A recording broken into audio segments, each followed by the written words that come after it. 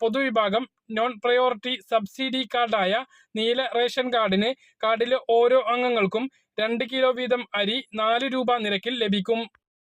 ഒപ്പം NPS കാർഡുള്ള ആളുകൾക്ക് 3 kilo special അരി 10 രൂപ 90 പൈസ നിരക്കിലും ലഭിക്കുന്നതാണ്. ഇനി പൊതുവിഭാഗം കാർഡായ NPNS വെള്ള നോൺ പ്രയോറിറ്റി നോൺ സബ്സിഡി വെള്ള റേഷൻ കാർഡിന് 6 കിലോ അരി 10 രൂപ 90 പൈസ നിരക്കിലാണ് ജനുവരി മാസത്തിലും ഉള്ളത്. ഡിസംബറിലും അങ്ങനെ തന്നെയായിരുന്നു. നവംബറിൽ 5 കിലോ അരിയായിരുന്നു വെള്ള റേഷൻ കാർഡിന് ഉണ്ടായിരുന്നത്. ഇനി പൊതുവിഭാഗം NPI നോൺ പ്രയോറിറ്റി സ്ഥാപനം റേഷൻ കാർഡുകൾക്ക് 2 കിലോ അരി 10 രൂപ 90 പൈസ നിരക്കിലാണ് ലഭിക്കുക.